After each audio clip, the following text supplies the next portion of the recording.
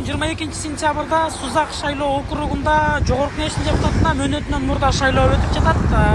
Аталган шайлоо округунан билдиришинче саат 2-ге карата райондогу 124.429 шайлоочунун 9771 шайлоочусу гана добуш берди.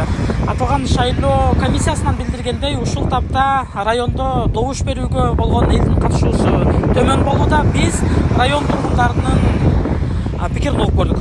Şerigim katışıp geldi. Men işlemleri katışıma. Koşmamız aldığımızda. Сиздин тааныштарыңыз шайлоого катышып турбайбы же мындай солгун болуп атат деп атат го бүгүн? Неге эл мындай катышпай атат дейсиз же? Bilmeyman.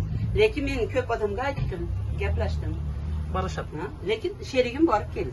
Бардыңызбы? Бардык. Бардыңыз, Кандай депутатка добуш бердиңиз? Эмне кандай болсун дейсиз? Сиз шайлаган эл өкүлү. Емишени шайладык, өзүбүзгө жакканын шайладык. Емишенибизди актаса болду да. Ушу Татыктуусу барбы экен? татыктуу деп шайладык да, ишенген үчүн өзүбүзгө. Эми бизде кыргызчылык тууган урук неме болоттар. Элдин күткөнү эңсегени кандай депутат? Элди күткөнү бойтатка канча жылдан бери ар жыл айта берсе анан ким кандай неме билбейм калдык, түшүнбөйм калдык. Элдин ошол шайлоого катышуусу бир аз пассивный болуп туруп, эмнеге андай болуп атат сиздин оюңузча?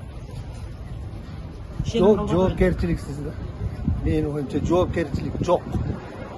Жоопкерчилик болсо анан карап неме кылса керек эле. Кызыгуу жок, өзүнүн немесин ойлойт да азыркылар. Жеке башына. Саат 12-ге карата ошол 5% эле калк добуш берип турду. Эмне себептен адамдар мындай пассивный катышат оюңузча? Ел өлгөн конченый, мурунку карампорлор өлтүргөн акча берип. Мен, например, өзүмдөн 3, 2 кошунум менен 5 адам менен кел ошого таштаттым мен. Ошол балага таштап койдум. Бардыгы эле кез башына өлүп калды, Вот да, мурдагылар өлтүргөндү үйүңө барып берип, акча берип. Шайлоого катыштыңыздарбы? Бүгүнкү шайлоого? Жок. Катышпадыңыздар. Жашыңар жетеби? Жетеди. Кимди шайлай жатасыңар? Барасыңарбы? Жок, биз да эми келдик Москвадан. Эмне себептен элдин шайлоого катышуусу пассивный болуп атат сиздин оюңузча? Билбейт. Кайдыгерликпи же мындай? Кайдыгерлик болушу мүмкүн. Бирок ишеничи жок болушу мүмкүн депутаттаргачы. Мурдагыдайчы. А сиздин үй бүлөңүз мындай атуулук милдетин аткардыбы эртементен же эми барабы? Мен апам барып келди. Сиз эми барасыз жумуштанчы? Эми түштөн кийин.